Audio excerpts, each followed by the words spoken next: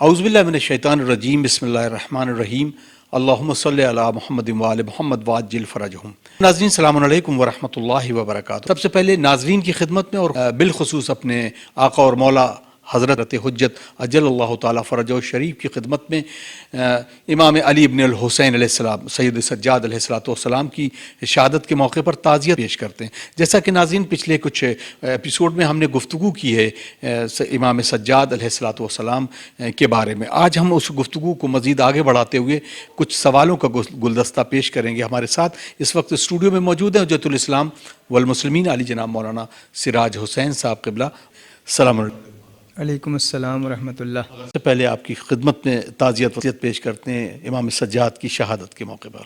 آپ کی خدمت میں بھی اور امام زمانہ علیہ السلام کی خدمت میں اور تمام ہی ناظرین کی خدمت میں امام سید سجاد علیہ السلام کی شہادت کی مناسبت سے ہم تعزیت پیش کرتے ہیں۔ جزاکم اللہ۔ آقا جیسا کہ میں نے پچھلے کچھ ایپیسوڈ میں جو گفتگو چل رہی تھی، امام سجاد علیہ السلام، سید الساجدین، امام زین العابدین، یہ تمام القاب جو ہیں آپ کے بعد، اگر جو سوال ہے ہمارے وہ یہ کہ جیسا کہ امام سجاد علیہ السلام نے دربار یزید میں جو خطبہ دیا ہے وہ تاریخی خطبہ ہے، اور اس خطبے نے جیسا پروپیگنڈا تھا بنی امیہ کی جانب سے، ایک عجیب غریب پروپیگنڈا، اس پروپیگنڈے کو آپ نے اپنے خطبے کے ذریعے کس طرح سے ناکام بنا دیا؟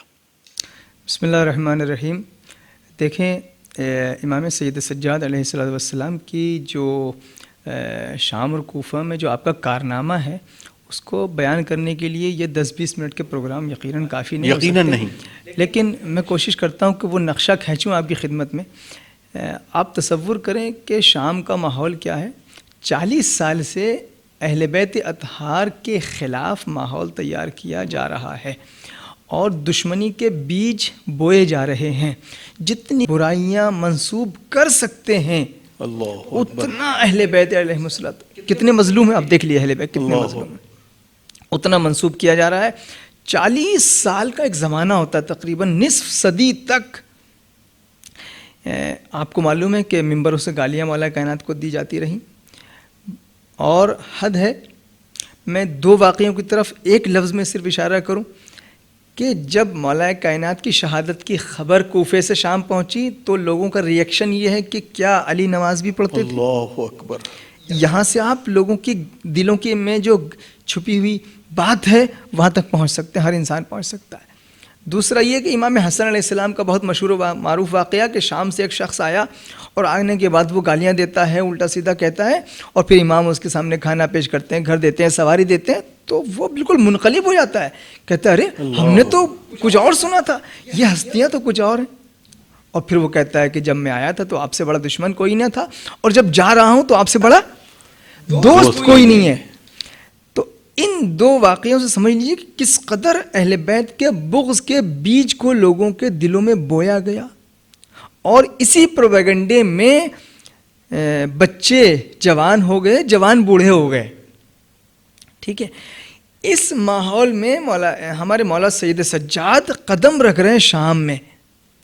حالت کیا ہے؟ قیدی ہیں، اسیر ہیں، اللہ ہاتھ بندھے ہوئے ہیں، بیڑیاں، طوق، سلاسل، یہ سارے۔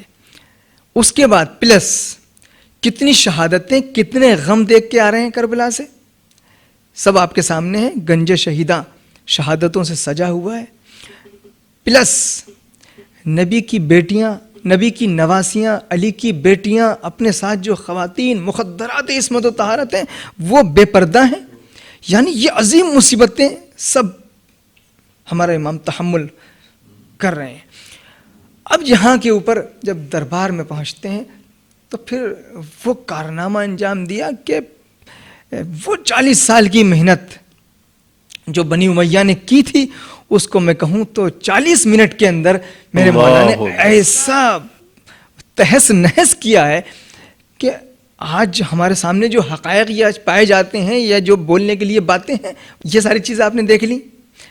اب میں نے یہ نقشہ آپ کے سامنے کھینچ دیا ہے۔ سبحان اللہ۔ دربار کے اندر داخل ہو رہے ہیں، دربار سجا ہوا ہے، مجمع اس کا ہے، حکومت اس کی ہے، طاقت اس کی ہے، کچھ وزراء اس کے ہیں، وزراء اس کے ہیں، مہمان اس کے ہیں۔ یقین جانیے کیا اس نے سجاوٹ کی تھی کہ عام آدمی آئے تو تھر تھرا جائے جی اس کے دربار میں قدم رکھ کے. ہوتا ہے نا وہ شان و شوکت ظاہری کچھ ایسے لوگ کرتے ہیں تو وہ ظاہری شان و شوکت کہ آدمی تھرا جائے. لیکن جو امام وقت ہوتا ہے کیا جو اللہ کا نمائندہ ہوتا ہے اس کو تم ان ظاہری چیزوں سے مرعوب نہیں کر سکتے ہو, نہیں ڈرا سکتے. بے شک.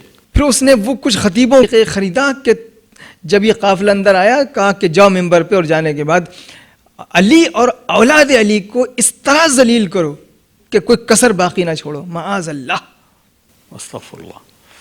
سمجھ رہے ہیں آپ؟ اللہ اکبر. خطیب ممبر پہ جاتا ہے, جو اس کے منہ میں آتا ہے وہ بکتا ہے, جو کہتا ہے.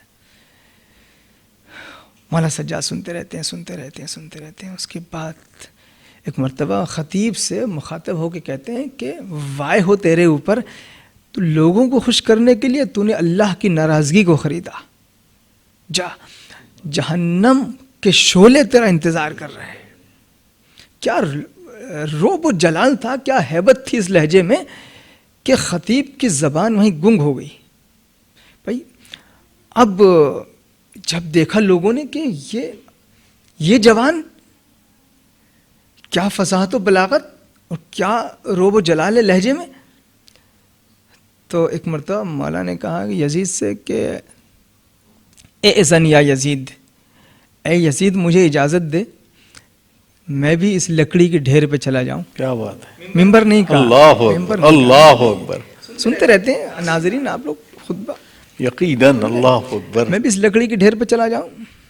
خطیب کی ذمہ داری بھی مولا نے یہیں پہ بتا دی کہ خطیب کی ذمہ داری کیا ہے, لوگوں کو خوش مت کرو, ممبر کو ممبر رہنے دو. ممبر وہ جہاں سے اللہ کو خوش کیا جاتا ہے, اللہ کو ناراض کر کے لوگوں کو خوش نہیں کیا جاتا. اگر ایسی وہ جگہ ہے تو وہ پھر ممبر نہیں ہے, وہ پھر لکڑیوں کا ڈھیر ہے. اب آپ دیکھیں ایک لفظ جو میں نے عرض کیا آپ کی خدمت میں, اے اذن یا یزید, اے یزید اجازت دے, جانے قربان ہو جائے مولا کے اوپر. ہم نے حدیث قصہ پڑھی ہے, سب نے پڑھی ہے. جب پیغمبر چادر کے نیچے ہیں, کوئی نہ کوئی آتا ہے اور کہتا ہے کہ حل تأذن لی یا رسول اللہ, اجازت لیتے ہیں.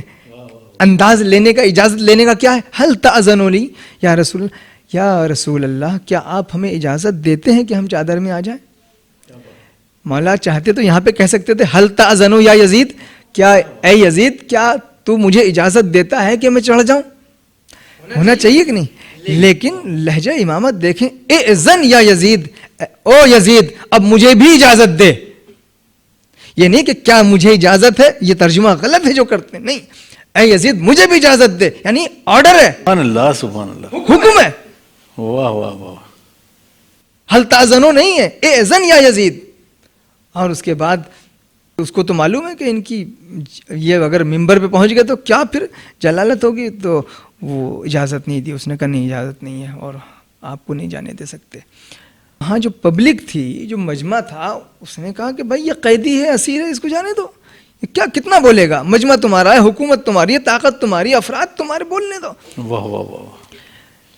اور جو اس کا مشیر تھا اس نے کہا کہ جانے دو, مجمع میں تھوڑی ہلچل ہے, نہیں جانے دو گے تو معاملہ گڑبڑ ہو جائے گا. یزید نے پلٹ کے معلوم ہے کیا کہا اپنے مشیر سے, کہتا ہے کہ تم نہیں جانتے ہو ان کے متعلق جتنا میں جانتا ہوں.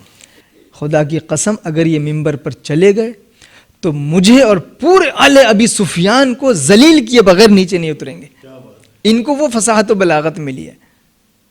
یہاں کے اوپر میں ایک بات کہتا ہوں کہ مولا کا خطبہ بھی شروع نہیں ہوا ہے, مولا کی فتح بعد میں ہوگی خطبے کے ذریعے سے.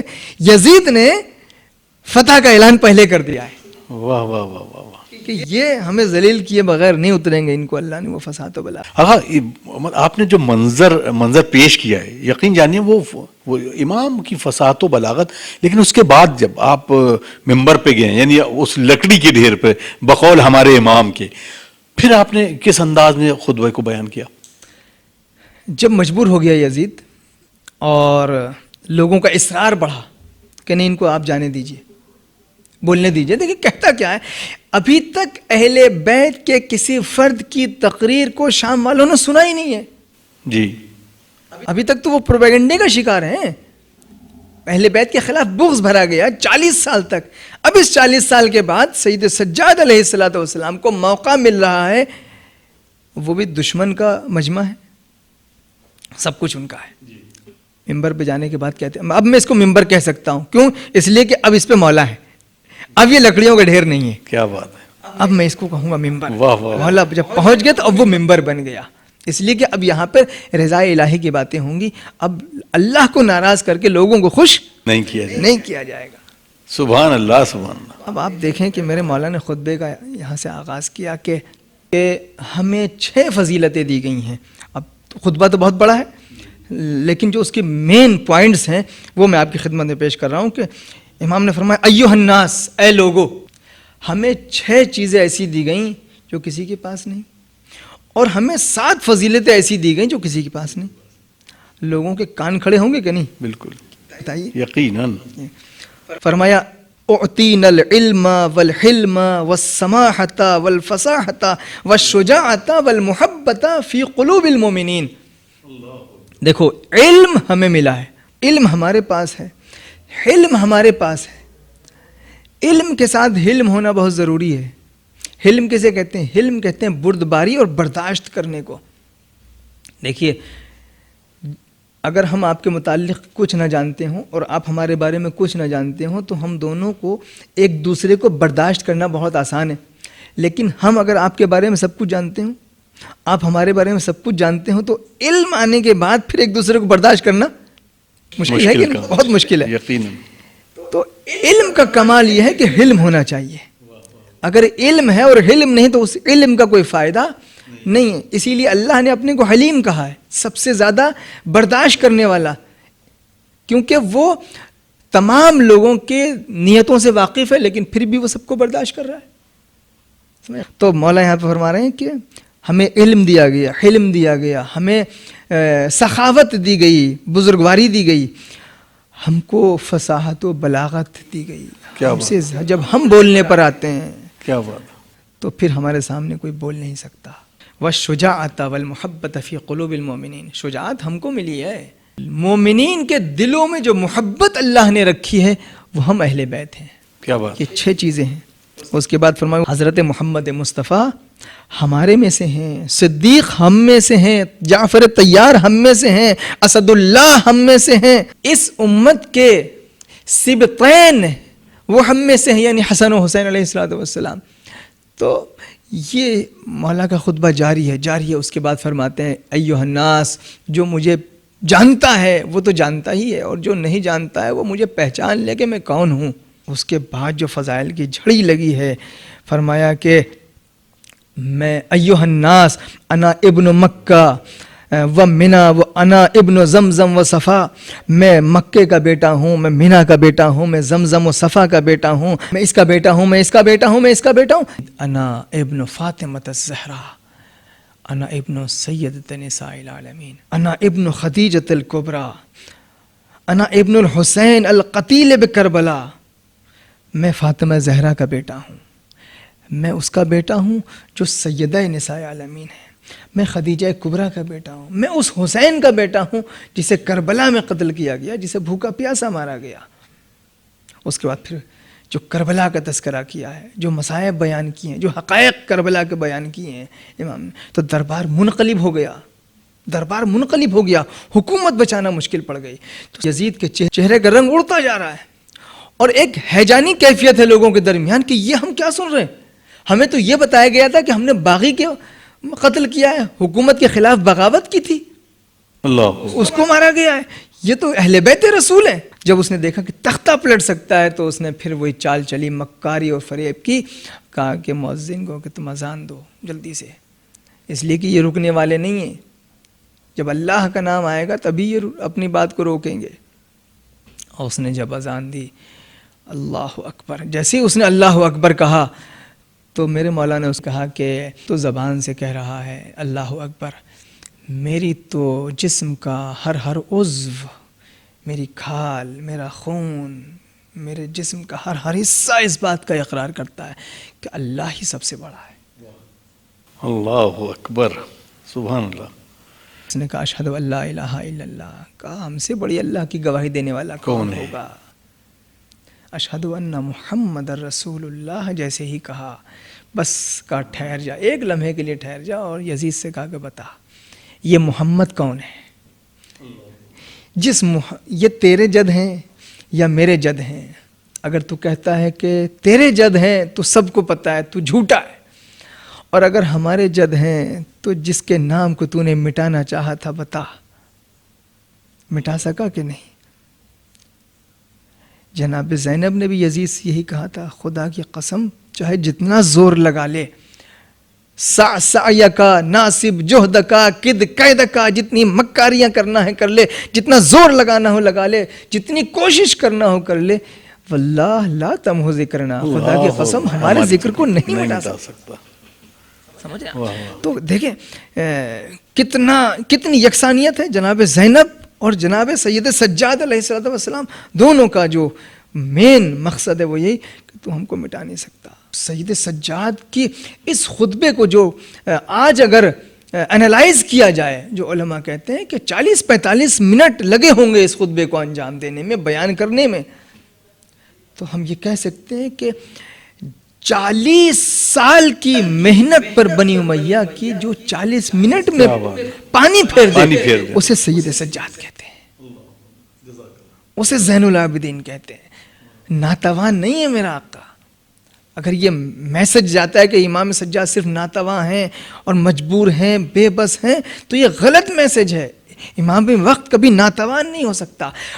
وقت کے اعتبار سے ہر امام کی ذمہ داری چینج ہوتی رہتی ہے، وقت کے اعتبار سے ہر ایک کی ذمہ داری بدلتی رہتی ہے۔ جیسا وقت ہوتا ہے وہ وقت کا انتظار کرتے ہیں کہ ہمیں کس وقت کون سی ذمہ داری کو ادا کرنا ہے کہ پیغام محمدی بچ جائے، دین الہی بچ جائے، احکام اسلام باقی رہے۔ آقا سبحان اللہ، منظر الحمدللہ، مطلب اس خطبے کا جو انداز ہوگا وہ تو بالکل ساری عوام جو ہے وہ منقلب ہو گئی۔ اگر اب سوال یہ ہے کہ یزید کی جو حکومت تھی وہ علی بن الحسین علیہ الصلوۃ والسلام سے، امام سجاد علیہ الصلوۃ والسلام سے کیا چاہتی تھی، اور یہ حکومت کا پورا جو انداز تھا کہ ہم اپنے حکمت عملی سے امام سجاد علیہ الصلوۃ والسلام نے اس کو کیسے ناکام کیا؟ دیکھیے، دو آئیڈیالوجی ساتھ ساتھ چل رہی تھی، انہیں ہمیں سمجھنا بہت ضروری ہے۔ ایک یزید کی آئیڈیالوجی ہے اور ایک حسین ابن علی کی آئیڈیالوجی ہے، یا ہم یوں کہہ سکتے ہیں کہ ایک شیطانی آئیڈیالوجی ہے اور ایک رحمانی آئیڈیالوجی ہے۔ کیا بات ہے! اب آپ ملاحظہ کریں یزید کی جو آئیڈیالوجی ہے وہ کیا ہے؟ جگہ جگہ پہ وہ یہ کہتا ہے کہ جو کچھ ہوتا ہے وہ اللہ کی مرضی سے ہوتا ہے۔ کتنا اچھا عقیدہ، دیکھیے ہم بھی یہ کہتے ہیں جو کچھ ہوتا ہے اللہ کی مرضی سے ہوتا ہے، یہ کتنا شاطر ہے۔ جو کچھ ہے وہ اللہ کی مرضی ہے۔ لوگوں کے درمیان یہ کہتا ہے، جب اہل بیت اطہار آتے ہیں دربار میں قید ہو کر کے آتے ہیں تب بھی یہ کہتا ہے کہ اللہ نے چاہا ہے کہ حسین قتل ہو جائیں، جو کچھ ہوتا ہے اللہ کی مرضی سے ہوتا ہے۔ اس نے چاہا ہے تو ہم حکومت پہ بیٹھے، اس نے چاہا کہ حسین قتل ہوں تو حسین قتل ہوئے، اس لیے کہ اللہ کی مرضی کے بغیر کچھ ہو ہی نہیں سکتا، انسان کے بس میں کچھ نہیں ہے۔ یعنی عقیدہ جبر کو پروان چڑھایا جا رہا ہے، اور کتنے میٹھے انداز میں، سمجھے؟ یہ اس کی حکمت عملی ہے کہ اپنی ساری ناجائز حرکتوں کو اللہ سے منسوب کر دے ڈھکے چھپے الفاظ میں، طریقے سے۔ لیکن اس کا مقابلہ ڈٹ کے اب حکمت عملی مولا سجاد کی کیا ہے کہ جیسے ہی وہ یہ بات کہتا ہے فوراً قرآن کی آیت پڑھتے ہیں اور کہتے ہیں کہ اللہ کسی کے اوپر ذرہ برابر ظلم نہیں کر سکتا۔ ان اللہ لا یظلم، ذرہ برابر ظلم نہیں کر سکتا اللہ، شیئن قطعاً بھی۔ جو ظلم کرے گا وہ ظالم اس ظلم کا ذمہ دار ہے۔ تو نے ظلم کیا ہے، تو نے قتل کیا ہے، تو نے اسیر کیا ہے، اس کو خدا سے منسوب نہ کر بلکہ اس کا ذمہ دار تو ہے۔ یعنی کہیں ایسا نہیں ہے کہ اگر سید مولا اگر اسیر ہیں، قیدی ہیں تو ڈر کی وجہ سے چپ ہو جائے، جواب نہ دیں کا نہ، یہاں پہ اگر مولا خاموش رہ جائے تو اس کی بات کو سند مل جائے۔ کیا بات ہے! یقیناً ہے نا، ایسے ہی نا۔ لیکن وہ امام وقت ہی کیا جو پیغام الہی کو نہ بچا سکے؟ فوراً جیسے ہی اس کا یہ ارادہ اور اس نے یہ کہا کہ اللہ کی مرضی، فوراً امام نے قرآن کی آیت پڑھی اور اس کو فوراً وہاں کے اوپر رد کر دیا، ختم کر دیا۔ کربلا کے بعد بھی اس نے بہت سارے پلان یہ بنایا کہ کربلا کا جو ظلم ہے، جو واقعہ کربلا ہے، وہ کربلا میں ختم ہو جائے، مٹ جائے، کوئی یاد نہ رکھے اس کو. لیکن مولا نے کربلا کے بعد کیا کیا؟ ان حقائق کو بیان کرنا شروع کیا. گریا، عزاداری، بات بات پر مولا کی پیاس کو یاد کرنا، اپنے بابا کی پیاس کو یاد کرنا، ان کے اوپر کیے گئے ظلم کو بیان کرنا. آپ کو سب معلوم ہے مدینے میں جب نکلتے تھے وہ قصاب جو ہیں وہ کپڑا ڈال دیا کرتے تھے، مولا پوچھتے تھے کیا پانی پلایا وغیرہ وغیرہ. جیسے ہی آپ کے پاس پانی آتا تھا وضو کے لیے گریا فرماتے تھے. یعنی پوری زندگی میں آپ نے اس آئیڈیالوجی کو جو ان کی ہے کہ اس کو بھلا دیا جائے، کہا نہیں یہ نہیں ہو سکتا، اپنی آئیڈیالوجی کے حساب سے. یزید نے یہ چاہا کہ ان کو باغی ثابت کر دے. مولا نے کیا کیا؟ اس آئیڈیالوجی کو بھی فیل کیا کہ نہیں، تم یہ چاہ رہے ہو کہ ہم باغی ثابت ہو جائیں. کوفے میں خطبہ دیا، شام میں خطبہ دیا، اور فرمایا جب یزید نے کہا کہ الحمدللہ الذی فضحکم، خدا کا شکر ہے کہ جس نے تمہیں ذلیل کیا. جس کو اللہ عزت دیتا ہے اسے کوئی ذلیل نہیں کر سکتا. یہ تو سمجھ رہا ہے کہ ذلت ہے، نہیں، یہ تیرا ظلم ہے. اللہ نے ہمیں عزیز بنایا ہے، ہمیں صاحب عزت و کرامت و شرافت بنایا ہے. یعنی وہ جو اس کی پلاننگ ہے اس کو فیل کرتے جا رہے ہیں، رد کرتے جا رہے ہیں، ختم کرتے جا رہے ہیں. کربلا کے بعد حالات تو ایسے نہیں تھے کہ مسلح مولا قیام فرما لے. میں نے ابھی عرض کیا کہ جیسے حالات ہوتے ہیں ان حالات کی روشنی میں امام فیصلہ لیتے ہیں. ہر امام کے زمانے میں یہی حال ہے. اور امام زین العابدین علیہ الصلوۃ والسلام نے جو ماحول فراہم کیا اپنی دعاؤں کے ذریعے سے، اس عقیدہ جبر کی جڑوں کو کاٹا ہے. دعا فرما رہے ہیں، میں مثال دے رہا ہوں، یا اللہ ہمیں نیکی کی توفیق دے، یا اللہ ہدایت دے سب کو، یا اللہ گناہوں کو معاف کر، یا اللہ حساب و کتاب، معاد، قیامت کا تذکرہ. یہ ساری بحثیں عقیدہ جبر کے ساتھ کیسے جمع ہو سکتی ہیں؟ ہو ہی نہیں سکتی. اس کا مطلب یہ ہے کہ امام اس عقیدہ جبر کی جڑ کو کاٹ رہے ہیں کہ اگر انسان اپنے اعمال میں مجبور ہوتا پھر حساب و کتاب کا کیا سوال ہے بھائی؟ واہ. پھر نیکی کی ہدایت کی دعا کرنے کا کیا سوال ہے بھائی؟ سمجھ رہے؟ تو آپ صحیفہ سجادیہ کو پڑھیں. یعنی انداز تبلیغ بدل گیا ہے، انداز ہدایت بدل گیا ہے. تم جس طریقے سے اپنے حربے استعمال کرو گے ہم اس کا جواب اسی طریقے سے لے کر کے آئیں گے. تو لہٰذا وہ معارف الہی دعاؤں کی شکل میں بیان کر دیے کہ یزید کی جو آئیڈیالوجی تھی اس کو مات کھانے پڑی. شاگردوں کو تیار کر دیا، علمی، فکری، ثقافتی، کلچرل ماحول ایسا تیار کیا کہ امام محمد باقر علیہ السلام کے لیے ایک مضبوط بنیاد بن گئی. کیا بات ہے. امام محمد باقر علیہ السلام کا زمانہ آپ کو پتا ہے کہ آپ نے علم کے جو دریا بہائے اور علم کی جو نہریں بہائیں وہ ایسی بہا دیں. اس کے لیے ایک مضبوط بیس کی ضرورت ہے نا. وہ بیس کس نے تیار کی؟ وہ امام باقر علیہ السلام نے تیار نہیں کی، وہ امام باقر کے لیے امام سید سجاد نے تیار کی ہے. وہ بیس جب مضبوط ہوئی تب وہ علم کی نہریں امام باقر علیہ السلام نے لوگوں کے درمیان بہائیں. اس پہ مفصل ضرورت ہے بیان کرنے کی، لیکن وقت اجازت نہیں دے رہا. وقت اتنی خوبصورت گفتگو اور ہم یہ چاہتے تھے کہ یہ مزید ہو لیکن وقت اجازت نہیں دے رہا. بہت بہت شکریہ آغا، آپ نے بہترین گفتگو اور اپنے کلمات سے امام علی ابن الحسین علیہ السلام کی جو یہ حکمت عملی ہے وہ پیش کی. ناظرین آپ یہ دیکھ رہے ہیں اسپیشل پروگرام جو ہم امام سجاد علیہ السلام کی یوم شہادت نشر کر رہے ہیں، اور آپ سے دعا ہے کہ آپ ہمارے اگر چینل پر نئے آئے ہیں اور یہ ویڈیو دیکھ رہے ہیں تو ہمارے چینل کو سبسکرائب کرنا نہ بھولیں اور ان ویڈیوز کو زیادہ سے زیادہ لوگوں تک شیئر کریں اور اپنے احساسات کو اپنے کمنٹ کے ذریعے ہم تک ضرور پہنچائیں. ہمیں دیجیے اجازت، انشاءاللہ اگلے ایپیسوڈ میں اگلے پروگرام کے ذریعے پھر ہم حاضر خدمت ہوتے ہیں. والسلام علیکم ورحمۃ اللہ وبرکاتہ.